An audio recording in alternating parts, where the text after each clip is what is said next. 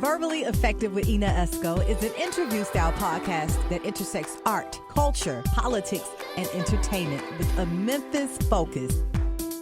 Each week, I'm joined by a featured guest with roots in Memphis. Verbally Effective delves into each guest's personal journey to uncover the incredible stories fueling their purpose, the highs and lows of their pursuits, and how through their passion, they are moving the culture forward. Be sure to follow Verbally Effective and Ina Esco on Instagram. Also, download the Verbally Effective podcast on SoundCloud, iTunes, and Google Play Music. Don't forget to check out the website and submit to be a guest at verballyeffective.com. Greetings, and welcome to another edition of the Verbally Effective Podcast. I'm your host, your double E, Ina Esco. Be sure to subscribe to the podcast on all streaming platforms. Also, subscribe to that Ina Esco YouTube channel and check it out. I'm on StreamYard as well. I just downloaded the software, and I am trying to give you some Esco's Pop Talk, baby. So you got to check that out on the YouTube channel as well. I want to send a huge shout out to Spotlight Productions. Also, big shout out to my girl, Ari, the genius, super producer. And check it out. We're going to get right into it because I got one of my good friends on the pod with me today. He is a financial advisor. He is a tech entrepreneur. He's the chairman over there with the 100 Black Men of Memphis, member of Kappa Alpha Psi Fraternity Incorporated. I'm talking about Mr. Nate Ollie. What's up, Nate? What's going on, Ina? How you doing? Good. Welcome to the podcast. Thank you so much for having me. It's a pleasure to be here today. Yes, and one thing I didn't mention is you're a fresh dad of a second baby. Yes. How is that going? It's going. You know, it's been a few sleepless nights over the last couple of weeks, but, you know, it's definitely a blessing. You know, I enjoy being a girl dad. Girl dad. Yeah, a lot of growth, a lot of development over the last few years, but I am very pleased with the journey. Yes, and one thing about it, the girls love their dad. They do. You know, daddy's girls, they're going to depend on you for a lot over the years, and they going to kind of give it to you, too. Yeah. Because you're a girl dad. That's what I heard, but hopefully they take care of me when I'm old. So. All right, Nate, so let's start at the beginning. Where are you originally from? I'm from Memphis, so a product of the Whitehaven community. Whitehaven. Yes. Wow. So tell me about growing up in Whitehaven. Well, growing up in Whitehaven, I loved it. You know, I talk to people all the time about, you know, growing up in Whitehaven, you really didn't have to venture far away from the Haven in order to get what you needed. You know, I rarely ever went outside of that area unless it was for sports, right? You know, all the restaurants that you needed were in the area at that time. You know, hanging out. We went to Lollipops skate rink a lot, which is actually in South Haven, but it's right up the street. I'm about to say, I never heard of Lollipop skating rink. Yeah, it's actually in South Haven, but we used to go. It's still there? Actually, something's still there. I don't know if it's probably called something else. But yeah, we used to go every weekend and hang out and kick it. So yeah, you know, everything was there, like your doctor's offices, your dentist, everything was in the area at that time. So I enjoyed being from Whitehaven. A lot of Black middle class families were in Whitehaven, so it was a great place to grow up. Yeah, my parents still live there, so they still in the same house and everything. Same house and everything. Yeah. So Whitehaven is very near and dear to my heart. And it's a close-knit community still to this day. Absolutely. You know, there's a lot of history in Whitehaven. Whitehaven High School? Whitehaven High School, class of 2007. 2007. So tell me, what was Nate involved in over there at Whitehaven High School? So at Whitehaven, I was involved in a number of things, but my biggest commitment was with sports and basketball. I was a basketball player in high school. So you hooping? I did. Well, I used to be. I can count on my hand how many times I've hooped over the last few years. But But yeah, back in the day, I was very, very serious about it. Point guard. Shooting guard. Shooting guard. Yeah. Okay. Was Whitehaven good back then? We were okay. We weren't. Okay. We weren't great. Telling the truth. You know, I'm gonna keep it like it is. You know, now these days they got a very good program. I heard. But back then we were getting it together back then. Okay, getting it together. So tell me about, you mentioned your parents. Are you an only child or do you have siblings? I'm not an only child. I've got two younger brothers. Two younger brothers. How old are they now? Ooh, they are 31 and 28. Okay. Are you guys still close? Very close. We talk every day. Okay. Well, that's good. That's good. 3 boys and you got 2 girls. 2 girls. Look how that happened. And my brother has a daughter as well. So Really? yeah. So No they boys. got my parents got their 3 girls back. Isn't it something? That is amazing. So tell me about what happened after you graduated from Whitehaven High School. So yeah, after I graduated from Whitehaven, I went to Rhodes College. Why Rhodes? Well, because Rhodes is a pretty prestigious school, and it's it's local, it's home. So I thought about the idea of leaving Memphis to go to school, and even did for a short time. But right after school, right out of high school, I went to Rhodes College. Great school, small, close knit campus, and then I was playing basketball at Rhodes as well. Okay, so how was the team over there at Rhodes? We were pretty decent. We were pretty decent over there at Rhodes. I had the pleasure of playing there for 3.5 years. So yeah, they had a pretty good, decent program over there, and it's playing sports in college is like a job. It's hard to keep up with that and the academic challenges that Rhodes poise as well. Yeah, so they have a very strong curriculum over there at Rhodes. Yes. So any athlete can attest to that. It's tough juggling both when you're at a school like Rhodes. What did you major in? I majored in business administration. Okay. And what's interesting, when I attended Lemoyne College, we were often at Rhodes, and it was more so we were there because we were a tight family as far as the Greek community. So my sorors, we would go over there to their events, both small schools. I know you pledged Kappa Alpha Psi Fraternity. Why Kappa? Why else? What else? What other options are there?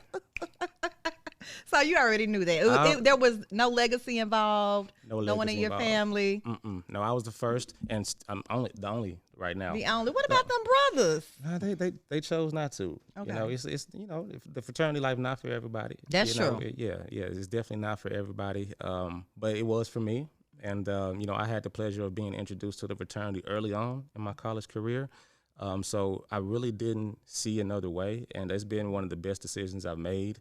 When you talk about the network and the people that you build these relationships and these bonds with over time. That's true. It was one of the best decisions I've ever made. Yeah, and we kind of talked about it before we started the pod. There were just 3 of you guys online. I bet you guys are still close to this day. Oh yeah, absolutely. Those are my brothers from different mothers. So I love them with all my heart, and we are all 3 of us are very close still to this day. Did you know Willie Boyd? So I met Willie a couple times. Didn't know him that well personally, but I actually saw him that day at McHale's golf tournament. At the golf tournament, everyone saw Willie Boyd the day he died. Yeah. I want to say rest in peace to Willie Boyd. He Absolutely. is a Noop that pledged at Lemoyne College back in the day. Very active on campus when I attended Lemoyne College, and we just had a homecoming, and it kicked off the weekend that Commissioner Mikhail Lowry did his golf tournament, and he was present. And I saw, pictures on social media with all the noobs. Willie used to set it off with a chance. Yes. And he was he's an amazing orator, he's just definitely going to be missed, Absolutely. Oh Lord, why did I bring that up? Rest in peace, Willie Boyd. So peace. Let's get into your career, Nate. You are a financial advisor, a tech entrepreneur. Let's start with the financial advising, because as you can tell, and as you know, the markets are very different right now. A lot of us are feeling like we're in a recession, but they're not announcing a recession. What are you seeing in this field of work as a financial advisor? What are your clients mostly worried about right now? Let's start there. Well, my clients are most worried about, it's just a lot of uncertainty around the markets. When it's going to bounce back is their primary concern, and unfortunately nobody has the answer to that. So when I'm having conversations every day with my clients, that's the topic that comes up the most, is when are things going to get better, and that's a question I don't have the answer for. I was about to ask, how do you answer that? Because they depend on you for that advice. If there was another time in a period where we weren't going through so much uncertainty, would you be able to answer that question or have a better outlook? Or it's just different times now? It's just different times now. These are it's something that we haven't seen in a very, very long time, far before my time. Since when? So I would say, Depression? yeah, like it's been rough. It's been that Crazy. rough. Yeah, and so the approach that I like to take is I value honor and integrity, in whatever I'm doing. So I just try to be as honest as possible. I tell them the same thing I'm telling you. I don't have the answer to that question. I don't know when the market is going to bounce back. But there are certain things that you can do to kind of mitigate your losses right now, and that's something that I really can't touch on. But that's the conversation that I have with my clients right now. So, as a financial advisor, what are your specific duties to your client? So, number one is to keep their best interest as a priority. And you deal with big bank clients. Yes. Like. Yeah, high net worth clients. But I have clients that cover the entire wealth spectrum. So, high net worth clients that are building up their assets and building families. So I've got clients that kind of fit all kinds of walks of life. Mm-hmm. And we spoke at the Freedom Awards, and we kind of talked about this for a minute. Some of your clients are influencers. You're seeing a lot of social media influencers. Yeah. So I think we're in a time right now where us as a people, we have a lot of different ways to build wealth now. With the internet and social media, we're seeing a wave of people that they call influencers doing very well for themselves, and I love to see that. So I've tried to make a habit of or build a practice around these emerging industries that we're seeing so much success in. Yeah, hopefully I'll be one of your clients one day in that spectrum, honey. Yeah, absolutely. But look, trying to get these people to hit subscribe, trying to get these people to view, it's work, it's consistency. I can imagine. Lord, yes, but hey, you got to keep at it. Let's get into your role as a nonprofit leader. Tell me about that.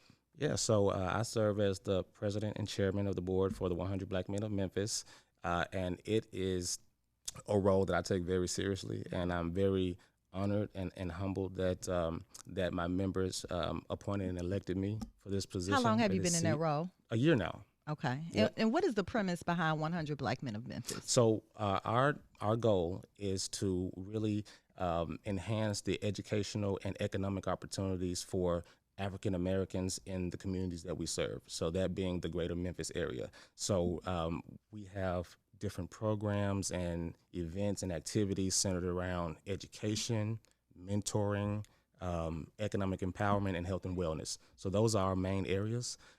So a lot of the programs that we have tie back to the youth, but we try to put in things that help people of all ages, as long, primarily the Black and African American community. But that's our overall mission. Yeah, and you guys are reaching back to the youth. I know, especially our young Black men here in Memphis. What are you seeing as a need for our young Black men right now in Memphis? So what I see is a huge need for mentors.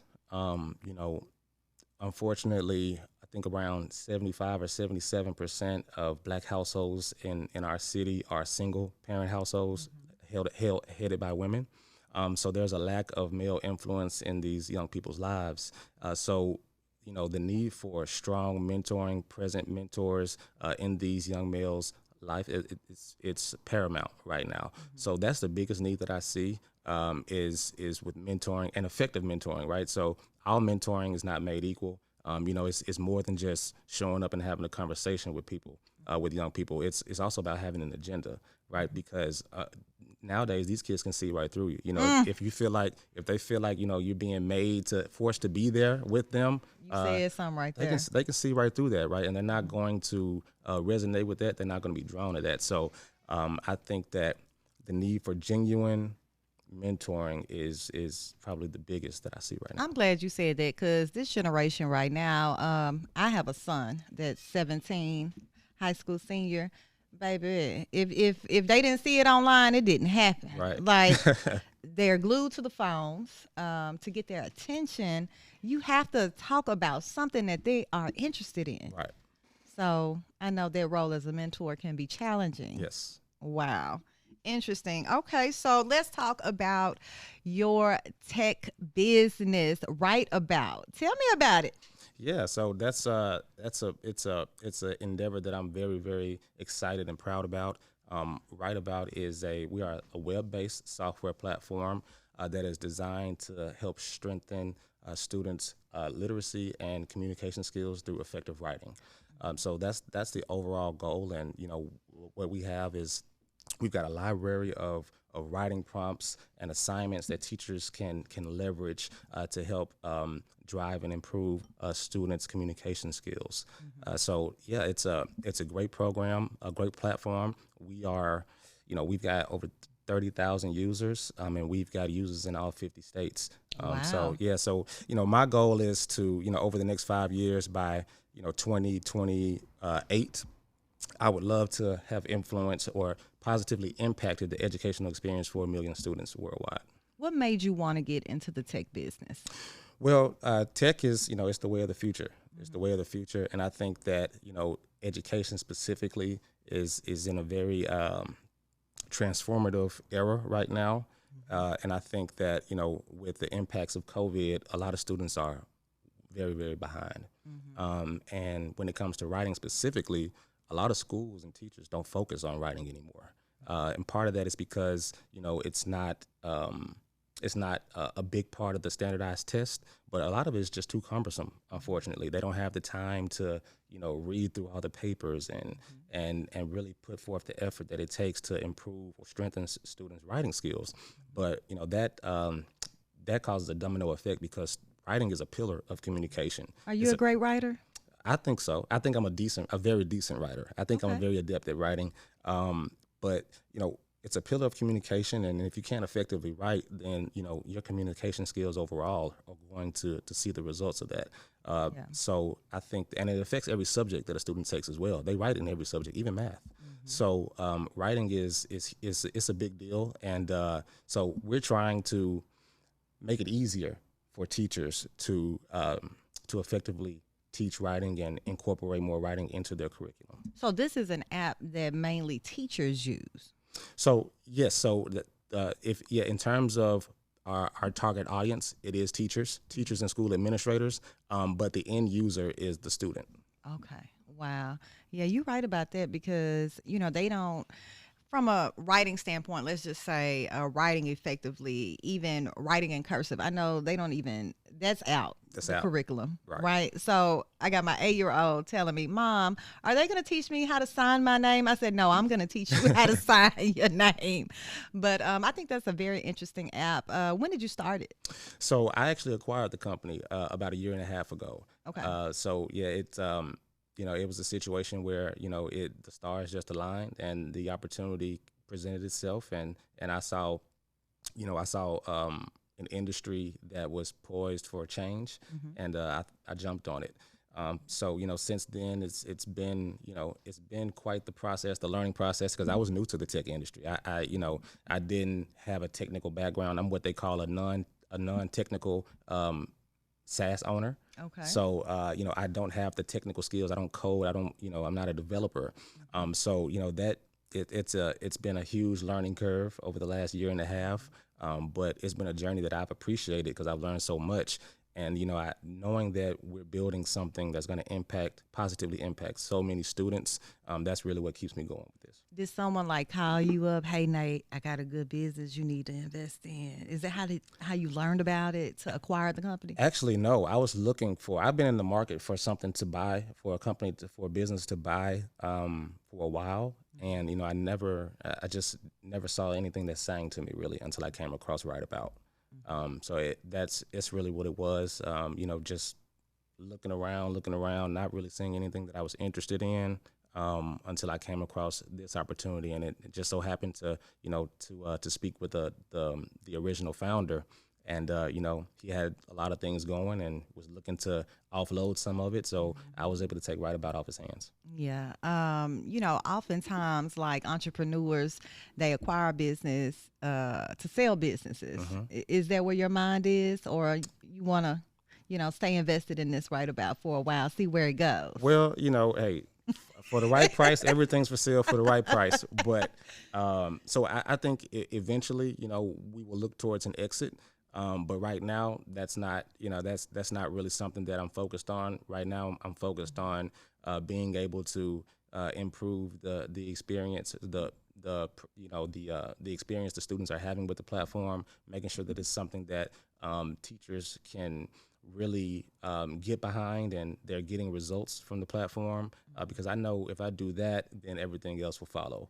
And eventually, maybe, down the line a little bit, we'll look at an exit. I know how that go. And it sounds like you have to have a very strong team, being that you are not a technical person. Absolutely. The team is everything. Okay. Especially like it's to your point, where if you're not a technical person, if you're not the one actually building out the product, then you have to make sure that you have the right people around you, and that has been a challenge as well. So from a cost standpoint, from just understanding what everything is what's going on, that's been a challenge too, because I didn't really speak the technical language coming into this thing. So it took a lot of learning, and a lot of failures too, to be honest. Yeah, hey, that's how you learn. Yeah.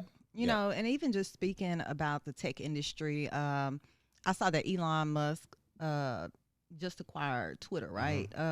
40 million or billion? I think it was billion. Billion. And I saw Diddy invested 10 billion or million of that as well. So he's involved in that whole acquisition with Twitter. And immediately, as soon as he acquired it, there's a big layoff announced. I know that happens in business at times, especially in this, whole tech platform. So, it's a very interesting industry. It is. And like I said, I never really thought I would find myself in the software business, but it's something that has tremendous upside. And what I love about software is that if there's something that you're trying to accomplish, you can pretty much build that. You can build that with software. So that's what I really like about it. Whatever you imagine, whatever you think will be able to help people, you can build that through software. So there's a lot of beauty in it to me. Yes, I often thought about learning how to code, and it's become so easy now. Like they make it look easy. Well, let me say that. Yeah, they make it. They do make it look easy. But to your point, I think there are a lot of opportunities to learn. I mean, even here locally, you've got organizations like Code Crew, and so yeah, I mean, the opportunities are there if you really want to learn it. But there are also tools and resources that you can leverage that really don't require any code, where you can build out things without knowing how to code. So we're in an interesting time right now. I think they're really trying to level the playing field in terms of technology in the whole industry. So it's very exciting. And this is definitely your industry. From a financial perspective, you're a tech entrepreneur, the chairman over there, 100 Black Men of Memphis. I want to jump into Esco's Pop Talk because there was a story that was just posted on yesterday that was very interesting to me. Are you a Young Dolph fan? Yeah, I was, yes. Yes, you see he right behind us, right, with this beautiful mural that Rodin painted over here. I saw on the news that one of the young men that is accused in his murder, he requested the judge to move him to another facility. He wants to go to Pinna Farm, I believe. He's over there 201 Poplar because he is fearing for his life at this point. What do you think about that? It doesn't surprise me at all. Right. That doesn't surprise me at all. Dolph was well loved in the city, in the country, everywhere. So it doesn't surprise me that he's fearing for his life right now. I know they're trying to get him up in that 201. So the judge responded and said, hey, that's a situation where I can't make that decision. The sheriff, you have to go to the sheriff with those type of requests. So I'm very interested to see how that's going to pan out. I'm a huge Dolph fan as well. What are you listening in your car right now? What you bumping? So actually right now, I know Drake and 21 Savage just came out with something new. Check it out. I haven't had the chance to check it out yet. I've been a little busy. with a newborn at home. I understand. But we recently lost Takeoff, and so I've been the Yes. last few days I've been bumping a lot of Migos. A lot of Migos. Yeah. You were a big Migos fan? Yeah, I like the Migos. Yeah. I like them. I like the sound. It reminds me of Memphis.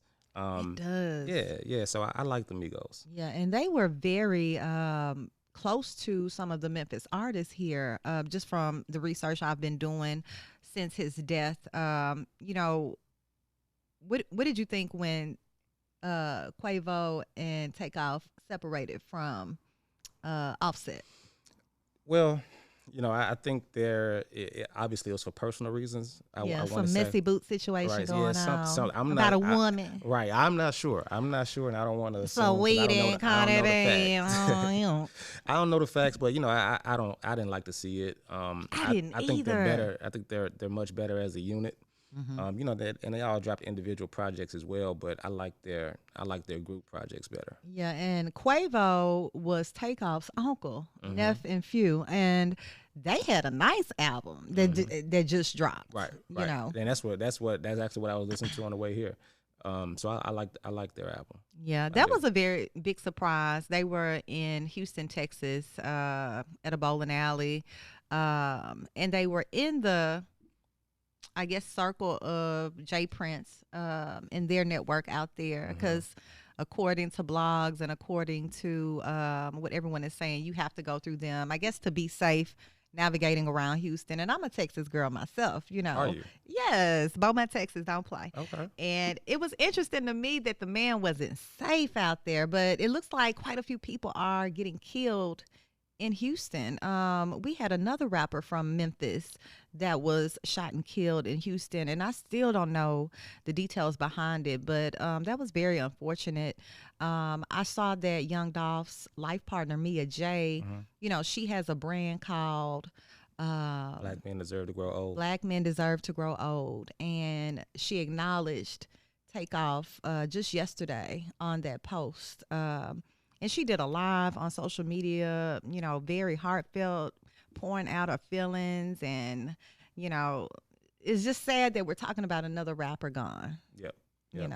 I agree. It's, something's got to change. Being a rapper now is the hardest job in the world, it seems like. You're always having to look over your shoulder and, existing with threats. So, it's tough, and I love what Mia's doing. Me and I took we took some courses together in college, so I know her pretty well, and I'm very happy for the work that she's doing. I am too, and she's still doing it. Yes, and she's still doing it despite everything. So wow. And just speaking of Black men and friendships and your circle, what does your circle look like, Nate? My circle's pretty tight, honestly. I'm very blessed. A lot of the friends that I have today, I've had my entire life. And a lot That's of people, a blessing. Yeah, a lot of people can't say that. So, my closest friends are people that I've literally known for 25, 30 years. So yeah, I keep my circle close, and we're all doing great things in our own right. But that being said, I know that I'm always looking for, or I'm always open to accepting quality people of value into my life, right? People that have that we share similar mindsets or have similar goals, because I think that's a great way to really advance and to be able to do more. So yeah, my circle is pretty tight, but I'm always looking for quality people that I can add to my network. Yes, sir. Yes, sir. Well, Nate, Ollie, is there any advice that you can give the verbally effective audience? I'm not going to tell you to give them any audience on any stocks they need to, jump into, because I know you can't, give them that information. But is there any advice that you can give to the people out here? Because, a lot of people are leaving their corporate jobs, trying to get into something else, another field. A lot of people are interested in the stock game right now. Forex, whatever it is, they're trying to learn how to trade. Any advice for people that are trying to jump in the financial business right now? Yeah. I would say that there's a huge opportunity in the financial markets right now, in a few different capacities. But I would say that the biggest thing is discipline. being disciplined. And I think that's one of the hardest things that you could possibly do. Yes.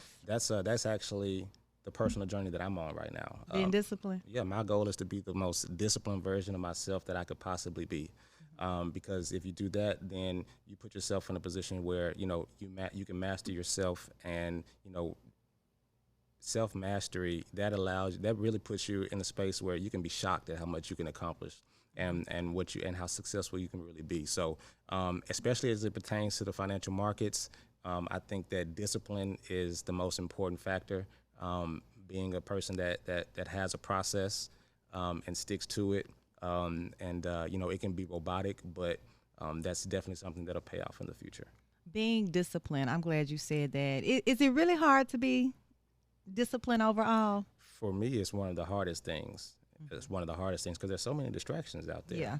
So many things that can kind of take you off your game, whether you know it or not, or whether you realize it or not. So I think that self-awareness and discipline are two big things that you'll have to get a hold of if you want to be successful in the financial markets and in business in general. You know, you mentioned that a lot of people are looking to step away from their jobs and you know, start businesses and whatnot. I think that discipline factor carries over into entrepreneurship in general.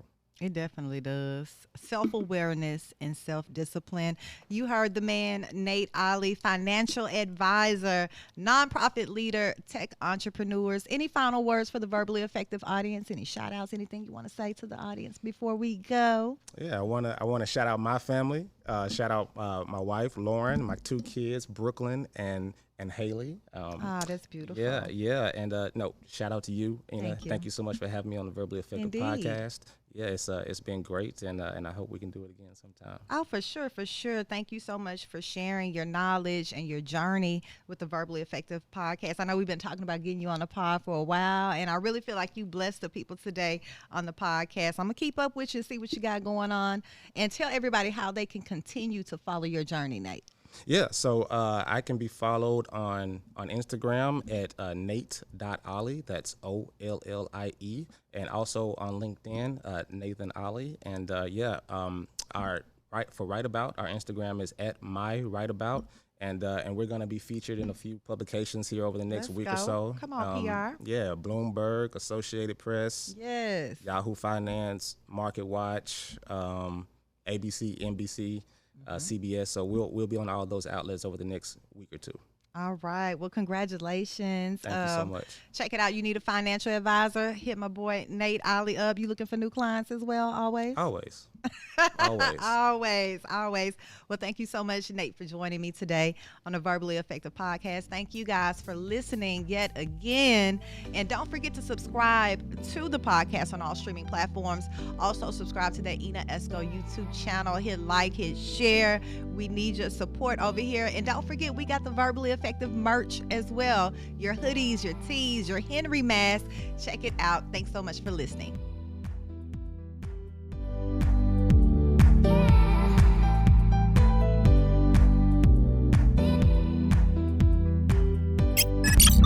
This is the Spotlight Podcast Network.